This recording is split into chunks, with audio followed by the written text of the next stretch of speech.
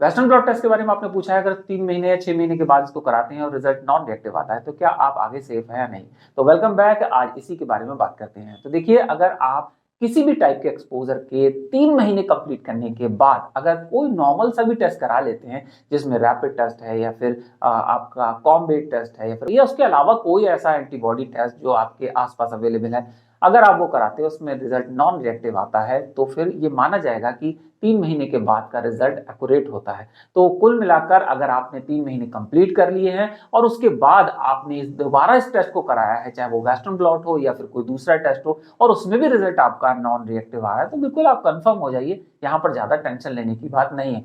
लेकिन जहां पर वेस्टर्न ब्लॉट टेस्ट का आपका सवाल है, तो देखिए, जहां पर किसी का एक्सपोजर होता है तो ऑलमोस्ट एक्सपोजर के बाद जो घबराहट होती है, उसके बाद मोस्टली लोग डॉक्टर से तो नहीं मिलते, गूगल पे सर्च करते हैं, वीडियोस देखते हैं और फिर अपने आप चुनते हैं कि हमें कौन सा टेस्ट कराना चाहिए। कहीं कहीं उन्हें ये लगता है कि वेस्टर्न ब्लॉट में पहले करा लेना चाहिए। मैं ये नहीं कह रहा कि ये टेस्ट सही नहीं है, बल्कि ये टेस्ट बहुत अच्छा टेस्ट है और ये टेस्ट कंफर्मेटरी टेस्ट भी कहलाता है। यानी जहां पर अगर कभी आप कोई टेस्ट कराएं, एक टेस्ट निगेटिव आ जाए, एक टेस्ट पॉजिटिव आ जाए, तो आपको ये लगे कि अरे हम कौन से टेस्ट पर बिलीव करें, तो ऐसे में वेस्टर्न ब्लॉट टेस्ट पर आप बिलीव कर सकते हैं, क्योंकि इसमें कई तरीके के पैरामीटर्स होते हैं, लगभग ऑलमोस्ट इसमें 10 बैंड होते हैं, जिनके आधार पर फिर आगे रिपोर्ट को कैलकुलेट किया जाता है, फिर वो रिपोर्ट आपको दी जाती है। तो रिपोर्ट में भी देख के कहीं आप डरेंगे, परेशान नहीं होंगे कि कहीं पर अगर आप कोई पैरामीटर ऐसा देख लेते हैं जहां पर कोई पॉजिटिव लिखा होता है, तो वो उस चीज को ना देखें, बल्कि आप ये देखें जो ऑल ओवर रिपोर्ट आपकी वहां पर बनी है फाइनल, उसमें रिजल्ट में क्या लिखा है, नॉन रिएक्टिव लिखा है या रिएक्टिव लिखा है।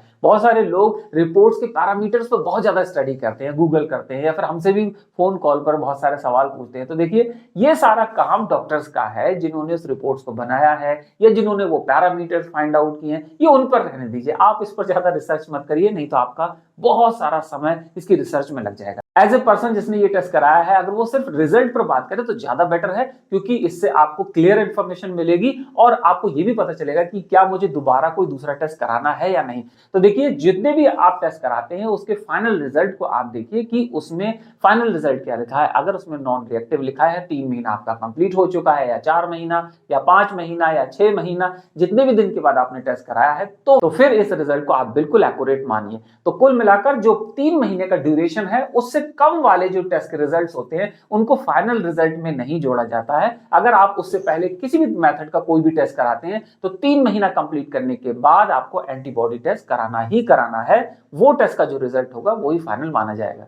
तो अब अगर कोई ये कहे कि मैंने 3 महीने के बाद रैपिड टेस्ट, कार्ड टेस्ट कराया है, तो क्या वो एक्यूरेट है? तो हाँ, बिल्कुल एक्यूरेट है। तो क्या इसके बाद वेस्टर्न ब्लॉट टेस्ट की जरूरत है? तो बिल्कुल जरूरत नहीं है, क्योंकि ऑलरेडी आप 3 महीने का ड्यूरेशन कंप्लीट कर चुके हैं। अब कोई ये ऐसा होता है कि मान लीजिए उसने किसी से सलाह नहीं ली, उसने कोई दूसरा टेस्ट नहीं कराया, लेकिन उसने डायरेक्टली वेस्टर्न ब्लॉट करा लिया, तो ऐसा नहीं है, इसको एक्सेप्ट नहीं किया जाएगा, ये भी कंसीडर किया जा सकता है, क्योंकि आपका ऑलरेडी 3 महीने का ड्यूरेशन कंप्लीट हो चुका है। ये जो टेस्ट का मेथड है, इसे ज्यादा कॉम्प्लिकेटेड बनाने की जरूरत नहीं है। आपका किसी भी टाइप का एक्सपोजर है, उसके बाद ड्यूरेशन आपका 3 महीने का कंप्लीट होना चाहिए। लेकिन ध्यान रहे, ये जो 3 महीने का ड्यूरेशन है, इसके बीच में किसी तरीके का कोई ऐसा रिलेशन नहीं होना चाहिए जहां से फिर आगे आप भी कंफ्यूजन में रहें और फिर हम भी कंफ्यूजन में रहें कि ये टेस्ट का जो रिजल्ट है वो कितना एक्यूरेट है। तो इसलिए वो 3 महीने का ड्यूरेशन परफेक्ट होना चाहिए, जिसके बाद आपका टेस्ट अगर किया जाए और उसमें अगर आप निगेटिव आते हैं, तो डेफिनेटली फिर आप उस पर बिलीव कर सकते हैं और ये भी सोच सकते हैं कि आगे आप टेस्ट की कोई जरूरत नहीं है। इस समय जो सीडीसी की गाइडलाइन है या फिर नेशनल एड्स कंट्रोल सोसाइटी की जो गाइडलाइन है, उन सभी में यही पैरामीटर्स है जो कि टेस्टिंग के हैं, कि अगर आपने 3 महीने का एक ड्यूरेशन कंप्लीट कर लिया और उसके बाद आपने कोई टेस्ट कराया है और उसका रिजल्ट अगर नॉन रिएक्टिव आ रहा है, तो you can be free from this tension कि आगे आपको कोई टेस्ट कराना है या फिर आगे टेस्ट की कोई रिक्वायरमेंट है या मैं आगे कहीं पॉजिटिव तो नहीं हो जाऊंगा। तो जिन लोगों के ऐसे सवाल रहते हैं कि कहीं वो फ्यूचर में तो पॉजिटिव नहीं हो जाएंगे, तो ऐसा नहीं है।